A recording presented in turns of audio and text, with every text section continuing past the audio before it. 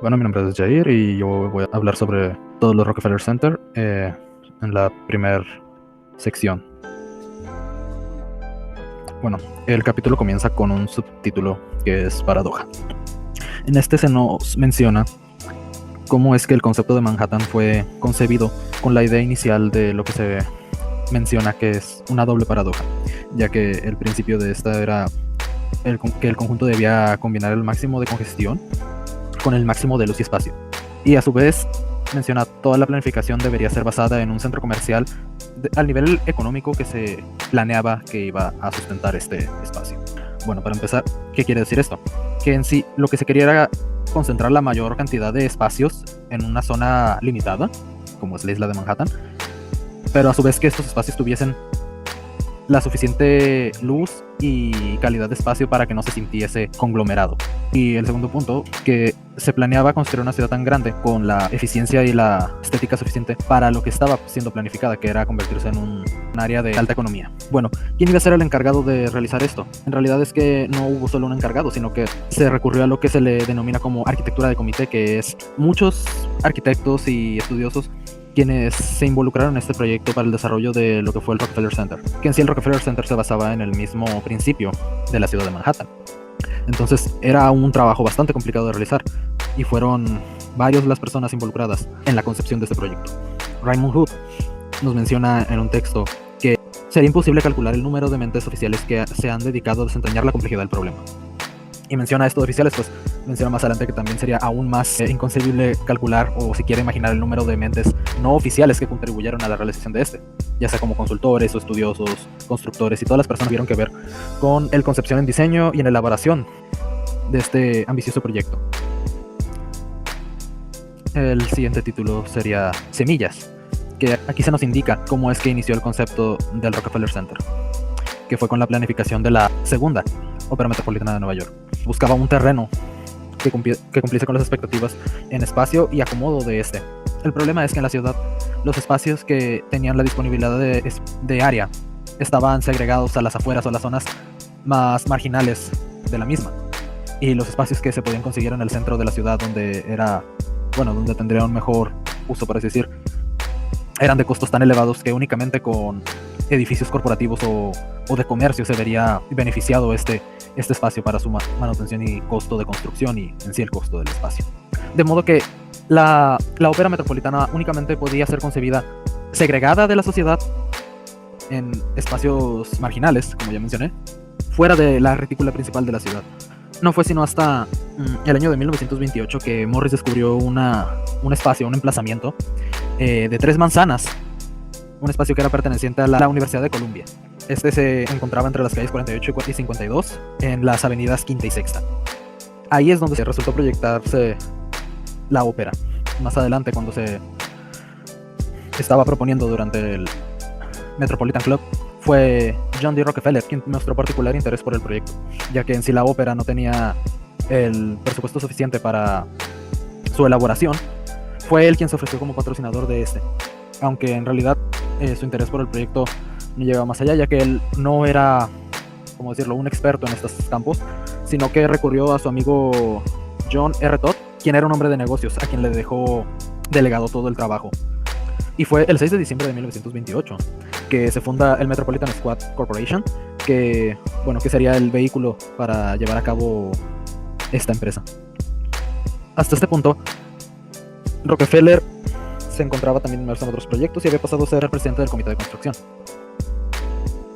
Como mencionaba, Rockefeller había delegado el proyecto a Todd, entonces él se acompañaba de su mismo grupo de arquitectos, y en su proyecto inicial se planteaba una plaza central bastante contraponente a lo que se venía manejando en el proyecto de Manhattan. En realidad se veía más que como un espacio de liberación.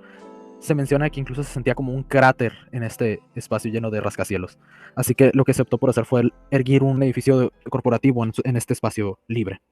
Este gran pico, como se menciona en el texto, supera en altura a los demás propuestos, lo cual crea en sí el formato que se vendría utilizando para la elaboración de los demás edificios y versiones de este, siguiendo este mismo concepto de una gran torre central y 4 laterales más pequeñas. Y bueno, la plaza que se había propuesto Quedan vestigios de ella, más no como se había propuesto, más que nada por un arraigo de Todd, quien también más adelante consultaría con los arquitectos Hood, Corbett y Harrison, quienes eran de mayor experiencia que los arquitectos que apoyaban. Más adelante surge otro problema, que es la quiebra bursátil de 1929.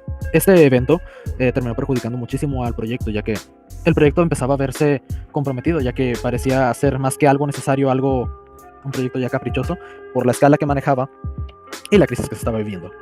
El problema con esto fue que además de estar perdiendo lo que era la esencia principal del Rockefeller Center, se estaba externando una duda mayor, que era el contrato que Rockefeller había firmado con la Universidad de Columbia, que era un pago de $3,3 millones anuales por el espacio que estaba ocupando, lo cual obviamente fue perjudicial, ya que el simple costo de arrendamiento era una suma monumental a costear en ese momento. Y es precisamente en este periodo cuando surge lo que fue la doctrina del manhattanismo. Suena un nombre un poco extraño, pero se entiende la idea. Que era la creación de congestión en todos los niveles posibles. Datos. Todo estaba vinculado con las finanzas muy arraigadamente, pero fue debido a la incertidumbre financiera que en realidad el proyecto se vio también atascado, ya que tras la quiebra ya no había esta necesidad de algo en realidad, algo que ofreciera este proyecto. De modo que la idea que se tenía que replantearse a un punto de que este edificio fuese costeable y que fuera conveniente para los involucrados, ya que tenían que hallar la manera de encontrar otro uso que fuese atractivo para la sociedad. Pasamos a lo que se titula como la prueba, que dice Hood que para él el Rockefeller Center era básicamente eso, una prueba para valorar a la doctrina del manhattanismo. Y él lo que menciona es precisamente que durante su carrera puede ser que haya hecho cosas de las que no está muy seguro, pero sin embargo, hablando de este gran proyecto que era uno de los más grandes proyectos de la época, es algo que sin duda va a repercutir en la carrera de los arquitectos que están involucrados en este evento. Pues el haber participado en lo que fue el Rockefeller Center, dependiendo cómo se lograse, iba a definir el futuro en su carrera. Competencia. Aquí se nos explica cómo es que el gran número de arquitectos que estaban relacionados al proyecto se les incitó a hacer un proyecto propio para la propuesta del Rockefeller Center, de modo que esta gran energía que se generó por la creación individual de conceptos para este proyecto logra enriquecer en sí el mismo. Era prácticamente realizar una lluvia de ideas que se irían juntando, descartando, para llegar al producto final. Cruce. Aquí vemos cómo es que Hood aún tiene esta persistencia obsesiva hasta cierto punto con situar su proyecto en una zona central de un cruce, ya que la ubicación de estas tres manzanas no era el concepto que él había manejado en un principio, así que lo que hizo fue crear su propio cruce virtual. Lo que hace es proyectarse desde las esquinas del terreno hacia el centro, creando esta circulación virtual. Cerebro, el grupo que más resaltó en este proyecto, fue sin duda el grupo de Todd y sus arquitectos asociados, que se conocerían más tarde como el grupo como arquitectos asociados, que estaría compuesto por Reynard y Homester, Corbett, Harrison y McMurray, y el grupo de Hood, Godley y Hooks. Este grupo se menciona que su función principal no era acabar los detalles del proyecto lo más rápido posible, sino, curiosamente, por el contrario, atrasarlos. Esto con la finalidad de absorber cualquier idea que fuese a incrementar la calidad última del proyecto. Ok, el siguiente título que veremos será Matrimonio. Aquí podemos apreciar todas las técnicas del comité para poder lograr una estabilidad al momento de llevar a cabo la lluvia de ideas del proyecto. Claro, como toda lluvia de ideas creativas es difícil luchar con la cerradez y la gran cantidad de propuestas diferentes. A pesar de esto, se logró conseguir un equilibrio, todo con tal de lograr que el proyecto fuese sustentable económicamente. Esto los hizo someter los detalles a un análisis más riguroso, apartando cualquier capricho meramente estético, ya fuera por moda o vanidad, y solo dejar lo esencial en el proyecto. Al fin y al cabo, esto era lo que se considera verdadera belleza en la arquitectura. Hood se vuelve el encargado de dirigir el pensamiento filosófico dentro del proyecto, ya que al final de cuentas comprende un poco cada uno de los lenguajes o estilos de todos los miembros del proyecto. El comité se convierte en un matrimonio entre el capital y el arte, y el entusiasmo por el que se toma es señal de una gran unión.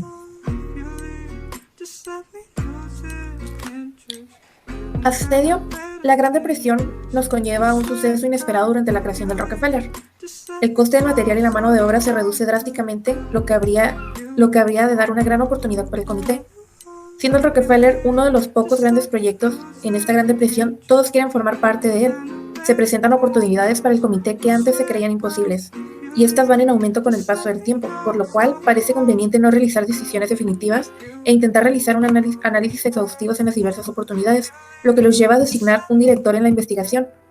Gracias a la gran variedad de ofertas, el Rockefeller apunta cada vez más alto. En el título Arqueología, podemos ver que la monumentalidad del Rockefeller se vuelve la representación física del manhattanismo. El lograr integrar cada una de sus 5 edificaciones en uno solo une varias filosofías arquitectónicas. El conjunto del Rockefeller Center se conforma por 5 proyectos.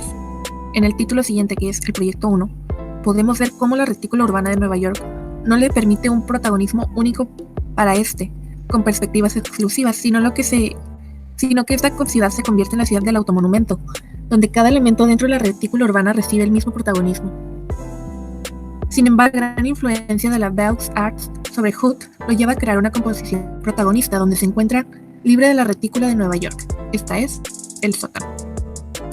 Proyecto 2. El descarte de la ópera metropolitana no fue un impedimento para seguir incluyendo las artes y el dramatismo en este nivel del Rockefeller. Se visualizan para el teatro varios recintos para poder albergar de 5 a 7 horas a la vez y un maravilloso vestíbulo de 3 manzanas para unificar cada una de estas salas llenas de cientos de terciopelo rojo. El proyecto 3. El tercer proyecto del Rockefeller ocupa un volumen de 10 pisos destinados para la radiodifusión de la RCA y su afiliado, la NBC. Se adaptará este complejo con 26 salas de radiodifusión, 6 salas de audición, además que contará con uno de los estudios más grandes del mundo y tendrá más de 3 pisos de altura. El Rockefeller se convertirá en un recinto que albergará la radio y la televisión, lo que provocará una congestión electrónica, mismo que no estaba aceptado para una deseable interacción humana. Dentro del proyecto 4, se implementó algo totalmente diferente. Hood convenció a Todd de buscar dar vida a las vacías cubiertas de los bloques más bajos en el Rockefeller Center, con una vista vanagloriada de la recreación de los famosos jardines colgantes de Babilonia. Lo que para Hood sería como un sueño hecho realidad, también abarcaría la posibilidad de incrementar el alquiler para todos los que gozaran de estas maravillosas vistas, cosa que obviamente agradaba a Todd. Únicamente el edificio de la RCA y la torre RKO quedarían exentos de esta gran visión. Este parque estaría distribuido sobre las 3 manzanas e interconectado mediante puentes venecianos y estaría dotado de diferentes ademanes dignos de un pulmón verde como el Central Park, incluido un invernadero para la experimentación científica. Todo esto para poder responder a la cultura de la congestión. Ya en el proyecto 5, o el quinto proyecto del Rockefeller Center, se convierte en una ciudad jardín, que se puede dividir en 2 dentro de la cubierta de bloques bajos que ya habíamos del proyecto 4 y la planta baja de las torres. La incorporación de los jardines del Rockefeller abren paso a la ciudad radiante del modernismo sin dejar de ser metropolitano y antiurbano. Por último, el cumplimiento. El Rockefeller Center se convertirá en aquel proyecto ambicioso que cumpla todas las proezas estipuladas por el manhattanismo y será la estrella de una metrópolis ahora perfecta. En sus bases se honran principios históricos como el equilibrio griego, conserva la magnificencia babilonia, se aprecia muy en claro la masa y la fuerza de la magnífica Roma, y aunque ambos están situados en 2 conceptos muy distintos, ha adoptado toda la espiritualidad del Taj Mahal. Este es distante, generoso en su espacio, tranquilizador en su serenidad. Radio City Music Hall, la diversión nunca acaba. En esta sección del libro nos habla de cómo surgió este icónico edificio. No concibí la idea, la soñé. Yo creo sueños creativos. La imagen de Radio City Music Hall estaba completamente perfecta antes que los arquitectos y los artistas pusieran el lápiz sobre el papel. Esto fue lo que dijo Roxy de su fuente de inspiración para su triatlón. Samuel Lionel Rutherford, también conocido como Roxy, es un experto del mundo del espectáculo de Nueva York en la década de 1920. Tras abandonar la idea de la nueva ópera metropolitana como epicentro cultural de su conjunto, John D. Rockefeller Jr. rescata a Roxy de la Paramount y le da carta blanca para crear en él el lugar de la ópera, un escaparate de la nación. En la empresa de Asociación de Arquitectos de Rockefeller Center, Roxy no esperaba mucho entusiasmo por parte de ellos, ya que ellos querían ser sobrios y modernos, y convencen a Roxy a unirse a ellos en un viaje de estudios por Europa para que vea los avances de la arquitectura moderna de la construcción de teatros. En el verano de 1931 emprenden su viaje, donde Roxy se enfrenta con los arquitectos europeos enemigos de los puritanos de la tradición del mundo del espectáculo, lo cual es lo que Roxy encarna. En algún punto en medio del océano, durante su regreso a Nueva York, Roxy tiene una revelación mirando fijamente una puesta de sol. Recibe la anunciación de que su triato ha de ser una encarnación de esa puesta de sol. Roxy insiste en la literalidad de su metáfora. Dentro de la sección y la planta rectangulares de la envoltura externa de su teatro de variedades, el tema de la puesta de sol se aplica mediante una serie de sucesivos semicírculos que van disminuyendo hacia el escenario para crear un hemisferio vagamente uterino, cuya salida única es el propio escenario. Esta salida está enmascarada por el telón hecho de tejido sintético creado especialmente, cuyo poder reflectante hace de él un sustituto aceptable de los rayos del sol. Los rayos que salen del telón continúan por los arcos de escaloya, abarcando todo el auditorio. El efecto de la puesta de sol se consigue satisfactoriamente cuando las luces del auditorio se van atenuando. El retorno de la electricidad en los intermedios y al final de cada función corresponden a la salida del sol.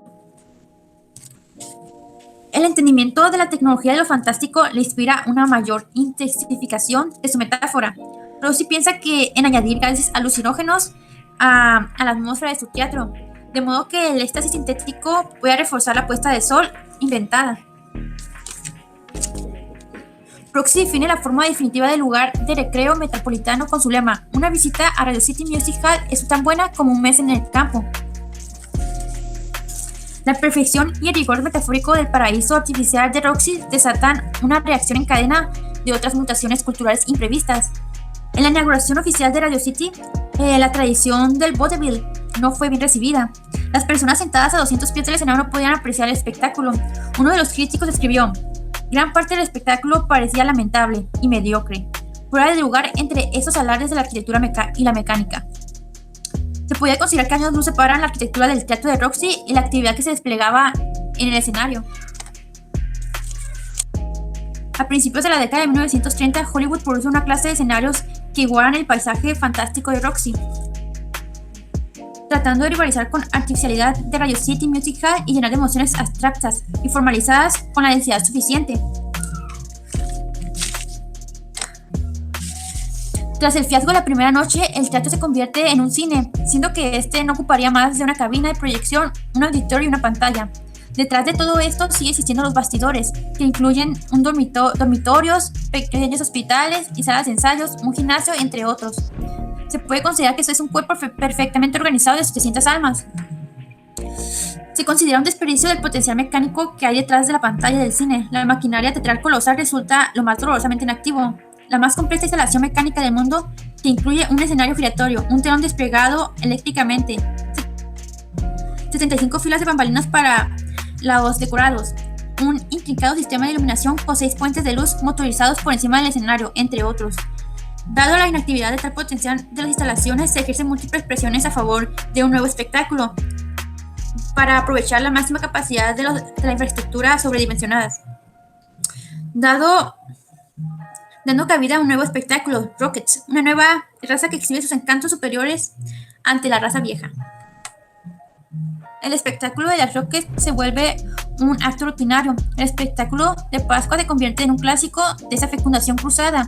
Una pirámide de huevos ocupa el centro del escenario, que se va agrietando hasta romperse, surgiendo a las Rockets, dando una referencia de la resurrección. El espectáculo de las Rockets genera una energía teatral acorde con el teatro que ha creado Roxy. Como si el coro de una tragedia decidiese desertar de la obra que supuestamente secundaba y emprendiese su propia emancipación. Las Rockets, hijas de las múltiples puestas de sol, son un coro democrático que finalmente ha dejado su papel secundario y ha pasado a ejercitar sus músculos en el centro del escenario. La arquitectura de Radio City Music Hall provoca una nueva cultura que conserva su propio tiempo artificial. Radio City Music Hall es considerado la arca de Roxy, el receptor de un mensajero casi divino que impone su realidad al mundo. Un creador con una visión que ha construido un cosmos autosuficiente en la parcela de su manzana. Roxy no justifica su revelación con un clasicismo, como Noé. En el universo de la imaginación humana, él está en lo cierto, siempre que la diversión nunca cabe. Asimismo, City Music Hall existen muchas otras arcas en cada manzana de Manhattan. Muy bien. Por último, llegamos al último título de esta exposición, de esta sección del texto, el cual se llama El Kremlin en la Quinta Avenida. Este título se compone por 8 temas, perdón, más bien. El primero de ellos se llama Moscú, Nueva York. El segundo, Encrucijada, Confusión, Fata Morgana, Diagonales, Preocupación y hasta llegar a 1927. En estos 8 títulos se aborda el paso y camino de uno de los más importantes muralistas mexicanos, Diego Rivera, desde su visita en la Rusia soviética hasta su llegada a realizar uno de los murales más controversiales en la ciudad de Nueva York para uno de los desarrollos más importantes, que fue el Rockefeller, en la primera mitad del siglo XX. Primero, para comenzar, pues es importante tener bases de quién es Diego Rivera. Es uno de los más importantes y reconocidos muralistas mexicanos de toda la historia. Fue un pintor realista, cubista y muralista mexicano de ideología comunista. Es un aspecto muy importante. Ahorita hablaremos un poco más sobre cómo se fue formando este carácter y fue adoptando esta ideología comunista a lo largo de su trayectoria. Y es famoso por plasmar obras de alto contenido político, social, en edificios públicos. Durante el movimiento muralista, una de las principales misiones fue difundir el arte y la cultura mexicana a través de los distintos recintos en todo el país. Y pues algunos muralistas que comparten esta misión del movimiento postrevolucionario pues fueron José Clemente Orozco y David Alfaro Siqueiros, por ejemplo. Sus obras se encuentran por diferentes estados de México y en el extranjero también, sobre todo Diego Rivera. Una de estas obras, de las más controversiales, de las que más se habla sobre su carrera, se encuentra en Nueva York, se encontraba más bien, y es la que vamos a abordar. Ahora bien, el inicio de esta trayectoria que lleva a Diego Rivera desde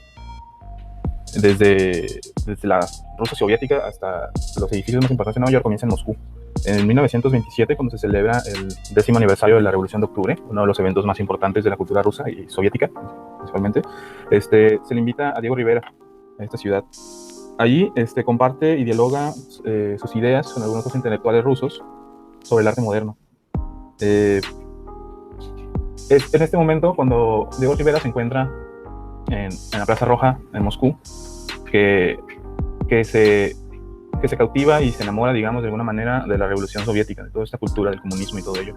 En el texto se menciona la frase que coloco en la diapositiva, que es la cual es una cita que hace su biógrafo sobre cómo Diego Rivera se apegó tanto a esta ideología, a este contexto. La revolución se apoderó completamente de él y le conmovió hasta el punto de que el pensamiento y el sentimiento se integraron en esa unidad de la que solo el arte puede surgir.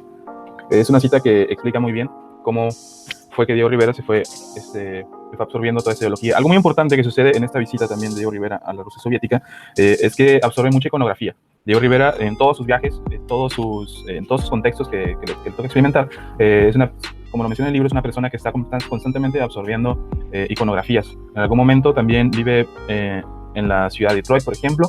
En otro momento también en sus viajes a Nueva York, Estados Unidos y diferentes lugares. Siempre está observando y acumulando iconografía que posteriormente utilizará en sus obras. Algo que mencionaba es los diálogos y los argumentos que ellos tienen sobre el arte moderno, sobre las vanguardias y todo ello. Y esto se aborda en el título 1927, que es el tercer tema en el que se divide este último título. En él, pues Diego Rivera, mientras tiene esos diálogos con los intelectuales rusos, expresa esta frase y que habla sobre lo que parece ser el movimiento moderno, tanto que se refiere a artistas plásticos como arquitectos. Esta cita que hace sobre estos movimientos es la siguiente: deberían haber aportado un arte sencillo, claro y transparente como el cristal, duro como el acero y cohesivo como el hormigón, la trinidad de la gran arquitectura de esta nueva etapa histórica del mundo. Es una frase que expresa Diego Rivera sobre el movimiento moderno y que en diferentes proporciones define cuál es su opinión y cuál es su perspectiva sobre este movimiento. Los soviéticos, por supuesto, no se encontraban muy de acuerdo, no se encontraban muy convencidos sobre las vanguardias y estilos modernos que se manejaban en esa época. Ellos lo consideraban un arte inútil. Para ellos, el arte debía tener la capacidad de mover masas, de inspirarlas, de generar inspiración y todo esto. Y pues esto va de la mano, pues, por supuesto, con todo el movimiento de la revolución rusa y soviética, y la necesidad que tenían de utilizar el arte como un método de propaganda y de inspiración para todos estos grupos, ¿no? Para todas estas masas de ciudadanos. Ahora bien, en el año de 1931, Diego Rivera llega por primera vez a lo que será su primera visita significativa a Nueva York. Lo invitan por parte de la familia Rockefeller, le invita a realizar una exposición retrospectiva en el Museo de Arte Moderno, en el MoMA. Para esta exhibición decide hacer una serie de 7 frescos, de 7 obras al fresco, en las cuales resaltan estas 3 que coloco en pantalla. Una de ellas lleva el nombre de Perforaciones Hidráulicas, que es la que se encuentra al centro. La otra lleva el nombre de Soldadura Eléctrica. Y por último, la pieza de activos congelados. Esta es una de las piezas más importantes, es sobre la que más se va a criticar, es la pieza que más se va a abordar en esta exposición, la que más va a generar controversia. Una breve explicación sobre la misma, que las doy en su momento. Muy bien, retomo. Las 3 piezas que va a realizar para esta exhibición retrospectiva en el MoMA, la primera de ellas va a realizar 7 obras, claro, pero las 3 más significativas que va a realizar sobre el contexto de Nueva York, sobre la iconografía que adopta de ese lugar, son 3 piezas, son las que presento en pantalla. La primera es perforación neumática, que es la que se encuentra al centro. La segunda de ellas es soldadura eléctrica, que es la pieza que se encuentra a la derecha. Y por último se encuentra esta última pieza, la que coloco de mayor tamaño, se llama activos congelados. Esta pieza fue muy controversial debido a que representa los 3 niveles, los que Diego Rivera consideraba los 3 niveles de Nueva York. En la parte de abajo se encuentra la cama acorazada y vigilada de un banco con la riqueza inmovilizada. En el centro se encuentra el alojamiento municipal con personas inmovilizadas, tiradas en el suelo como cadáveres en el depósito. Y en la parte superior se encuentran los rascacielos inmovilizados de Nueva York, como monumentos sobre las tumbas de los negocios. Algunos edificios que se muestran ahí son Daily News y el McGraw-Hill, ambos de Raymond Hood. Raymond Hood va a ser un arquitecto muy importante en el trabajo posterior de Diego Rivera para la familia Rockefeller, ya que va a ser el arquitecto que realiza el edificio RCA, que es donde se va a colocar el mural más controversial y más importante de este título. El edificio RCA, pues bueno, ese que muestro aquí en la imagen, fue el primero de los 21 edificios que componen el Rockefeller Center. Son 260 metros de altura, 70 plantas. Es lo principal de este edificio que hay que mencionar, solo para tener un poco sobre la idea de lo significativo que era este diseño, pero ubicarlo contextualmente, pues sigue el estilo Art Deco. Es este estilo muy decorativo que tuvo mucha tendencia durante este periodo, la primera mitad del siglo XX, y que se extendió hasta los primeros años de la segunda mitad, que llegó incluso a México en los años 60 y se apropió mucho también a la cultura mexicana. Ese es el estilo que se maneja en este edificio. Y precisamente del diseño de este edificio es donde surge y donde se desarrolla el siguiente tema de este título, que es la encrucijada. En este punto es cuando en 1932, cuando Diego Rivera se encontraba en las calles de Detroit, se le invita tanto a él, a Diego Rivera, como a Henry Matisse y Pablo Picasso a un concurso en el que se iba a proponer un mural que iba a decorar el vestíbulo de este edificio. El tema sobre el cual se iba a trabajar el mural que se iba a presentar en el vestíbulo del edificio RCA es el hombre en la encrucijada, contemplando con esperanza y ambición la elección de un futuro nuevo y mejor. Por supuesto, a pesar de que Diego Rivera, Henry Matisse y Pablo Picasso tienen estilos que son similares quizá en color, en composición y en contenido, sí son muy, muy contrastantes. Henry Matisse y Pablo Picasso se retiran de esta oferta, no la aceptan, no les interesa participar en este concurso. Sin embargo, Diego Rivera decide aceptar este trabajo y comienza a trabajar en el que sería el mural que se encontraría en este vestíbulo. Solo que para ese trabajo se encuentra con las condiciones que establece Raymond Hood, el arquitecto del edificio, ya que le deja claro que debido al estilo que se maneja en este edificio, el estilo Art Deco, y para que no le robe protagonismo a la obra arquitectónica, le exige que los colores que se trabajen en el mural sean únicamente negro, gris y blanco, a lo cual Diego Rivera se niega por completo. De hecho, en el texto se expresan algunas citas, se expresa una parte de los diálogos que tuvieron el arquitecto y Diego Rivera, en el que estas condiciones que estableció el arquitecto. Los diálogos que tienen pues se expresan, por ejemplo, de la siguiente manera. Diego Rivera argumenta que con un mural trabajado a su estilo, con tanto color y como usualmente lo hace, estaría acentuando la sensación fúnebre que fatalmente se suscita en el público con la yuxtaposición del blanco y el negro. Dice que en las partes bajas del edificio siempre se tiene la sensación de estar en una cripta. E incluso supone que algunas personas podrían llegar a darle apodos no muy favorables a esta zona de los edificios, como por ejemplo el Palacio de las Pompas Fúnebres. Con intención de convencer al arquitecto de hacer un mural, tanto al arquitecto como a Rockefeller, como de que le dieran permiso de realizar el mural de la manera que él prefiere, pues genera estos argumentos, ¿no? Al final, Raymond Hood lo niega por completo, no le da permiso de realizar el mural a su gusto. Sin embargo, Nelson Rockefeller, que es la persona que le encomienda el trabajo a Diego Rivera, logra negociar un acuerdo y le permite hacer el mural. De esta manera se llega a este punto, al punto donde inicia la realización del mural. En este periodo es muy interesante que los estilos soviéticos, los estilos artísticos soviéticos, sobre todo pintura, y sobre todo principalmente lo que trabaja Diego Rivera en sus obras, comienzan a ser muy reconocidos y comienzan a divulgarse demasiado. Y esto precisamente va a generar una especie de confusión que va a terminar con llevar el contenido comunista soviético a las calles pues, de Nueva York. Por ejemplo, aquí se menciona un Kremlin en las orillas del Hudson. Entonces, es un aspecto muy interesante porque los estilos, tanto estadounidenses como soviéticos, comienzan a mezclarse, se mueven una especie de encrucijada, de manera que va a llevar a Diego Rivera a realizar un mural de alto contenido político que posteriormente pues, no iba a ser del todo adecuado, ¿no? para su contexto. El mural que realiza Diego Rivera quedó incompleto. En un momento profundizo en esto. Esta es una imagen, por ejemplo, de algunos de los muros en los que trabajaba Diego Rivera, que quedaron terminados de esta manera. Y fue, pues, por supuesto, por el alto contenido político que había en ellos. A pesar de que el mural no logró ser terminado, sí tenemos algunos bocetos, digamos, algunas piezas en formato menor que trabajó Diego Rivera para proponer el trabajo. Podemos distinguir, por ejemplo, esta imagen, y aquí podemos ver un poco sobre la composición de cómo quedó, de cómo era la obra que proponía. Así, esta imagen precisamente es como quedó la parte principal del mural, que se encontraba en el vestíbulo, y pues se quedó así. Así es como terminó el mural antes de ser suspendido. Por acá, en la parte izquierda del mural, pues ya a color, y esta imagen ya es obtenida a partir de los bocetos que trabajó en formato menor Diego Rivera. En la parte izquierda podemos alcanzar a ver al fondo los ejércitos soviéticos, los cuales se movilizan, ¿no? Están completamente movilizados, y a la derecha, en el mismo plano, el último plano de la imagen, en la parte superior, se encuentran las masas siguiendo y apoyando lo que podría ser, o esta imagen, estos elementos se pueden referir al movimiento comunista, ¿no? Por supuesto. En la parte de abajo, del lado izquierdo, justo debajo donde se encuentran los ejércitos, se encuentran una serie de policías y personas que se movilizan en contra de todo este movimiento.